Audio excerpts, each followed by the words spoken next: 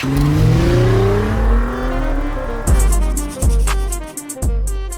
everyone, it's Brendan Tolleson. Welcome back to another episode of the CRO Better podcast.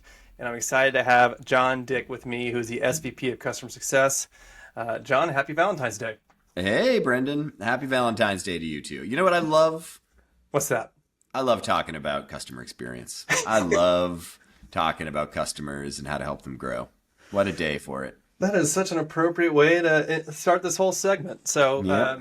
Jon, I would love for, before we kind of get into customer love, in the spirit of Valentine's Day, you've been at HubSpot now for, almost 9 years. So maybe give the audience a little bit of kind of your background as it relates to, maybe even before you got to HubSpot, but just kind of the journey you've had at HubSpot, because it's been a pretty remarkable run. Yeah, thanks so much. When I first joined HubSpot, I wasn't sure I wanted to join HubSpot. I was a B2C marketer. I'd worked in tech, and then I was working at a company called Trunk Club, which was like a fashion in a box company that Nordstrom acquired. Working at a place like Trunk Club, B2C, big ad budgets, big brand budgets, everyone's looking really good, custom suits. It was great. The idea of coming to work in CRM didn't seem like the most attractive thing to come and work in until I met the marketing team at HubSpot. And I met Kip in particular, the CMO of HubSpot. And it was like the greatest conversation on marketing that I've ever had in my life. This random get to know the CMO as part of a random recruiting process. And I was like, oh my gosh, I am going to learn so much if I go and work at HubSpot. And fast forward 9 years, and I'm still I feel the same way. I'm still learning a ton. So I spent my first 8 years at HubSpot working on our marketing team. And I started out on kind of, middle of funnel and bottom of funnel. And then over the course of a few years, kind of just took on different parts of marketing. In the end, was managing all of our digital marketing and all of our product marketing and all of our global marketing. And so it was just such an amazing team and marketing program to get to work on. As I said, the learning, the density of learning is so high on that team because so many smart, incredible marketers work on it. So I was super blessed to get to work on it. And just 1 year ago, I made the switch over to our customer success team. And I made that switch for a few reasons. Number one, there was an opportunity, HubSpot was looking for a new leader in the space. And I was interested in trying to continue to learn more and new and different things. And I felt like this would be a cool opportunity to do it. But also there were a couple strategic reasons that I think I might have been a good pick for customer success leader. One is customer success is a function is getting really overhauled through a lens of digital, and AI is only accelerating that. And so I think the skill set that you need as a customer success leader has to be more of a digital marketing skill set increasingly over time. Luckily, I had shortcomings on the customer success expertise side, but I had strength in the digital marketing side. And we, of course, were able to pair me with some absolutely incredibly talented CS experts internally at HubSpot to help build out the team. And so that's one reason. Another is just, HubSpot, we have lots and lots and lots of customers who are marketers or who are running go-to-markets. And so I feel like the types of conversations I'm able to have with our customers is not theory, it's actual practice. And I think that is kind of nice. So it's been a great run. I feel really, really lucky that I had the chance to be part of this whole journey, and I'm still having fun and learning a lot. That's great. That was going to be my questions is, what caused you to go from marketing into CS? Because that's not really, at least it doesn't seem like a natural transition, but based off the explanation, yeah, it makes a ton of sense. And as we record this, the HubSpot's earnings report just came out for Q4, and congrats, by the way. It was Thank you. Another quarter that you guys crushed, and you got 248,000 customers now, which is pretty remarkable. Pretty amazing, I know. I can't even imagine what it was when you started, but I'm assuming it's at least over 100,000 more, because it's about 10,000 per quarter. It seems like at this pace. Yeah. but that's a lot of customers to manage. And so you were even just talking about you come at it more from a marketing lens. You talk a little bit about the persona that you oftentimes are working with is more of that marketing-based persona. One of the things that I saw in the earnings report, I think it was about 30+% of your pro customers have at least 4 of those hubs. And so maybe that's what you're talking into a little bit. I think one of the things that's been interesting with HubSpot is you have taken very much almost like this land and expand strategy. And so I think it'd be interesting for really those revenue leaders that are listening to this, just to understand really how does HubSpot go to market, and then how do they think about that CS function? Because it sounds like to me what you're describing is that's not just that traditional CS where you're doing more product usage, but there's this element around like how do we equip and empower our CS teams to really help the customer know what is accessible and available to them within the platform. So it's really funny that you say that. I mean, I think one of the things that's great about the HubSpot go-to-market team is that I think we have real like role clarity on who's supposed to do what. I mean, marketing is probably the clearest, but obviously create awareness and attract prospects to HubSpot. But between sales and CS, I think what I've seen over the last couple of years, a lot of companies have gotten very confused about the role of customer success. And I think that as acquisition got really tough, a lot of companies said, well, retention is the new acquisition. What they meant by that, though, was they meant that they were just going to have the CS team sell. They just wanted the CS team to just set up meetings and try and expand to capture more share of wallet from customers. And I think that's a huge mistake. Like, we've kept really good clarity between the sales team and the CS team at HubSpot, that the sales team are sellers and the CS team are experts on both how to use our product and how to get value from our product. And we think the best way to drive expansion to other parts of our product are making that core product as successful as possible. But that said, like, all of our CS team know the whole platform. We've not gone down a path of like aggressive specialization by product line. And that means that everybody on customer success knows how to have a conversation with our customers about how to use all of HubSpot. So that's interesting. Yeah, I think that to your point, as the acquisition has slowed down in certain segments, to your point, the retention has gotten a lot of focus as a way to be that acquisition channel. And what you were just describing kind of gets in that roles and responsibilities. And so it sounds like from a HubSpot perspective, the way that you still treat it is kind of that traditional way where CS really is focused on delighting the customer and focusing on adoption on the usage side and education. And there's still that element where the sales team, hey, you are the seller, and therefore, as it relates to anything that needs a sales assist for some form of a product transaction, there's that baton handoff between the two organizations. Yeah, I'd say though it is both the same but very different from how it used to be. Like you said, delight the customer, and I know HubSpot talks about delighting customers a lot. Like, I believe that in the year 2025, like, delivers the new delight. You've got to deliver value, and that's the best way to delight a customer. And I think that during pre-2020, I think, customer delight was enough to keep a customer. And now I think the bar for keeping a product or software is just much higher. Like, you just have to deliver value. And CS has to be able to talk about the value that's being delivered. And I don't think a lot of CS teams are well equipped to be able to do that. They don't have the type of usage data they need to have conversations with their customers about how successfully they're using the product. They're not able to see, clear like value metrics or whatnot. And so we have put a lot of effort into rethinking the CSM role. But it's not to become another seller. Yeah, let's double click into that, because I think when you talk about delivers the new delight, and I agree, the idea of there's so much emphasis put on how do we acquire the customer, and then once they become a customer, it's like I wouldn't say they become forgotten, but it is very much a transaction mindset. And so when you think about recurring value, recurring impact, for what you feel comfortable sharing, how have you thought through how to not necessarily rewire, but rethink the scope and responsibility of a CS team in that delight, or I should say, recurring delivery mindset?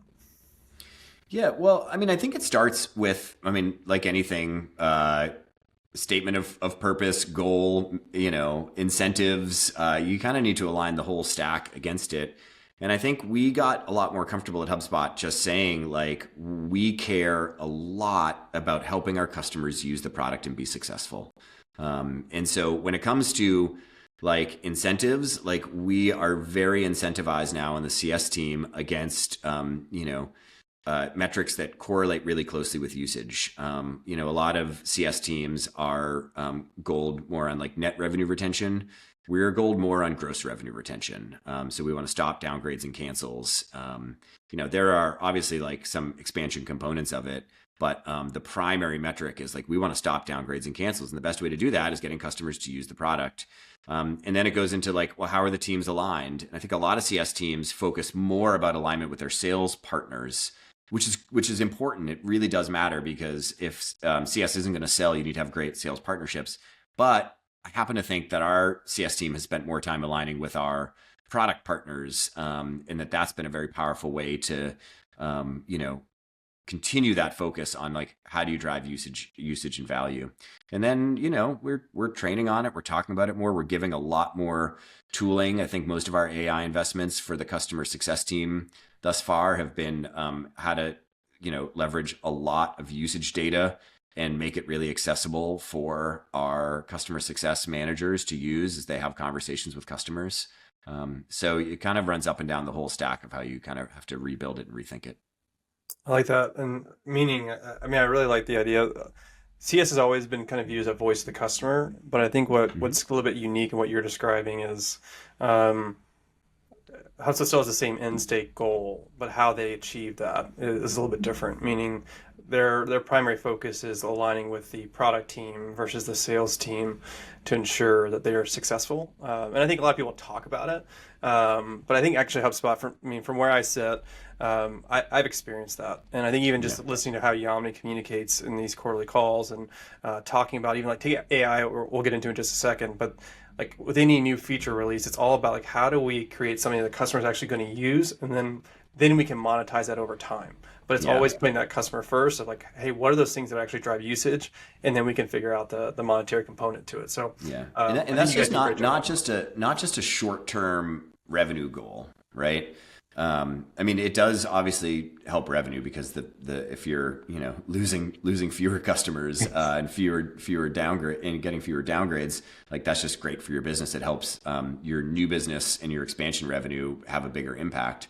But it's also, I think, very like strategic and long term, because I believe that switching costs are going to go down a lot over time. And that like the old notions of how you got platform lock-in, which was mostly due to like huge upfront investments in implementation, coupled by long time periods to make a switch, coupled by, extensive, expensive training programs for team members to learn how to use it. I think AI will probably chip away at all of those things and will make the cost to switch a platform lower, which means you can't just rely on, traditional notion of platform lock-in. Like we think you have to create value lock-in, where the value that you're getting out of the software is so high that, people don't want to switch. And the only way to get that is if you can get people using the product and actually, getting value out of it. So, I think there's both short-term reasons to do it and long-term reasons to do it, I think, as the world changes. I think it's how it should be. I mean, it's still different. I do too. It's like pure. It's good, clean living. Yeah. It's like the burden should be on the vendor that is getting paid to really have that burden. I mean, it seems like that's a logical way that it should operate. Instead of feeling like they are locked into something that, no, if I'm going to pay you, then I need to make sure I'm seeing value out of that cost. So I think it's great. Let's talk a little. We talked about AI earlier. AI is mentioned everywhere, but you talked a little bit about how when you're rethinking what the function of the CS team is or how they can be effective, how does AI play a strategy that is, we think about the efficiency component, yes, but also maintaining that human element, particularly for what a CS team is designed to do. So how do you balance that in terms of the automation efficiency gains, but also just the connection with the customer? Yeah, well, I think number one, I mean, as you mentioned with HubSpot's customer base size, one important thing to realize about our CS team is already we cannot provide a human experience for a lot of our customers. And so everything I talk about, look at it kind of through that lens. I think what we love about AI is it allows for us to personalize a customer experience through, digital channels or a product in a way that we never could before. I think access to unstructured data really fundamentally changes the amount of personalization that you can do. I mean, personalization as of like 2 years ago was like, hello, first name, and all of a sudden now, like I can actually like create a fully customized email for you that analyzes your usage of the product and makes recommendations and links you to, relevant videos to learn how to do things. So I think, what we have really tried to do is we have really tried to look at AI through the lens of saying, well, how does it help our humans be better and more effective? And how does it help our customers be better and more effective? And so we've built a lot of tooling for our reps so that our reps are able to, come more prepared for calls, have more access to information that they need to have those calls go really successfully, obviously help with, follow-ups, et cetera. We've used it to help our reps know who to talk to. Given how many customers we have, actually, like prioritization is a real problem, and we've really overhauled how we do all of our, customer prioritization through a new lens of, usage and value. And then for our customers, we've looked for places that we could actually deploy AI so our customers could accomplish things better. Support is the most obvious place that has really good AI, market fit. And, we've seen that with our support team. And I think what's cool about support AI is it delivers on kind of the trifecta you hope for with AI. I think as business leaders, we all look at AI and hope that the following happens. We hope, number one, that customers get more benefit from interacting with it. And what we find with AI is that it has a real advantage over people in the fact that it's fast and it's always available. And like time to resolution is just can be much faster. The second thing you hope that in doing that, it's actually good for the reps. And with support, what we found is like what that means that our reps they're moving up the value chain. They're taking on more challenging, difficult problems. They are able to start specializing around different parts of the customer journey or different hubs, so they can go deeper on learning those things. And number three, you hope it saves the company money. And it's obviously had an impact on what we've needed to hire on our support team. You saw in our last earnings, we reported that we've got 35% resolution through support. Yeah. But that's just the most like top of mind place where there's AI market fit. We're taking that same approach lots of other places, especially for our really high velocity, high volume segments, where we need to do more to help our customers get access to information faster, make it more relevant, et cetera. Yeah, that makes a lot of sense in terms of it really becomes that sidekick for whether it's the rep or the CS manager, to give them access to information you just described that allows them to do what only they can do. And so it allows them to be much more productive and to have those relevant conversations with the buyer, the conversations that they actually want to have versus, going in blind. So I think that's a really great way to describe that idea of like, how do you take the benefits of it and then apply it in a way that speaks to the needs of the customer. John, as we start to wrap up a little bit, I mean, HubSpot's obviously in a very fortunate position, just given, when I say obvious, I hate when people preface things to obvious. Is this obvious? So let me take a step back at how I say this point. HubSpot has a benefit of a great product and a great platform that allows for them to have almost this product-led growth. And as you were describing earlier around like the burden is on the vendor or the software provider to continue to deliver.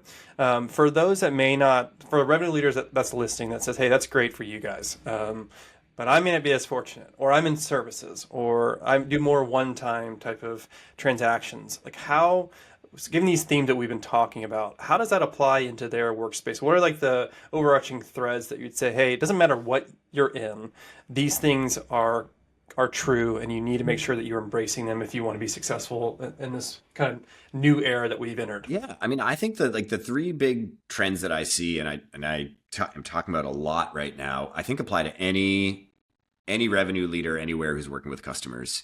The first is like you've got to obsess about value and delivering value.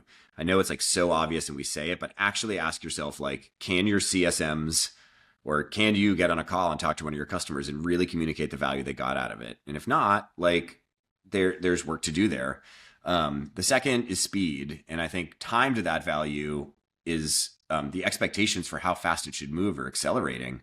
And the third thing is I think we used to think that customers only needed help initially, put so much energy into that initial phase, that initial adoption. Onboarding was like, thing, I think we think about everboarding much more than onboarding right now. Onboarding is a part of everboarding, by the way, but like you can't just end your support for a customer adopting your product at the end of an onboarding period. You need to build programs that continue to drive it.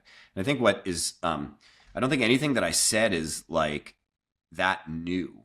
Like if you'd done this interview 10 years ago, I think most CS leaders would have said like, yeah, I need to drive value. Like I need to do it faster. And like, I need to give my customers more help. And I think that the phrase that I use a lot right now is I think that everything happening with AI has given me new optimism about old problems. Those are old, like they're age old problems. How do you prove the value that a customer's getting? How do you help them get it faster? Like, how do you afford to give them more help on an ongoing basis? And across all those, for the first time in like forever, it feels like we can actually pull it off now. And so, I think that would be my push to every revenue leader who's listening to this is I think there's like a whole new wave of, opportunity and capability that's coming, and, just start building. I like that. It's funny. We, I was literally writing our executive summary for Southbound, our annual event that we host for revenue leaders in Atlanta, which will be held in May, by the way. By the way. But yeah, by the way. So shameless plug. But I like the title that I was working on is like, in a world of change, trust still wins. And it's like what you're just describing of like, I mean, trust me, it's a different word than you just used, but this idea of like, no, it's all connected though. I mean, how do you build trust? By doing what you say you're going to do. Yeah. Right. And if somebody buys a product, you're definitely pitching them on some sort of value being delivered where they're not going to pay you for it. And so deliver that freaking value, And I think what's changed too, it's like that, to your point, like that, those things remain consistent. But I think what has changed that we've been talking a lot about is like the buyer now controls more the decision-making process than ever before. And they have the ability to show those decisions with wallet share. And there was, to your earlier point, like the ability to move from one to the other is so much different now. And so if you don't deliver on what you say you're going to deliver, then they should leave. And we're starting to see that accountability come to the surface more so than ever before. And man, I don't know about you, but I would love to see people like actually delivering to your earlier point, because the bar feels like it's gotten lower and lower with what even just as a consumer with brands, it's just been it's been pretty crazy to see the drop off in that side. Yeah. Well, Jon, I appreciate you coming on, sharing some insights as it relates to what you're seeing at HubSpot, but also how that applies in other areas. I hope this was helpful for everybody. Good luck out there. Well, hey, have a great year.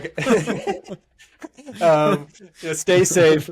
Keep growing. Keep growing. I mean, there's all the HubSpot customers who are listening. If I can ever help you, please let me know. Anybody else? Also, if I can ever help you, please let me know. Yeah, and I guess in wrapping up, keep the main thing, as you were just describing, that there's all these new technology, and AI is a really exciting world in which we live in. But at the end of the day, if you're not creating value and impact, you're not doing it on a recurring basis, you will not win in this new world. So thanks for giving your insights. Really do appreciate it. And we'll be in touch. Thanks, everybody. Thanks, Jon.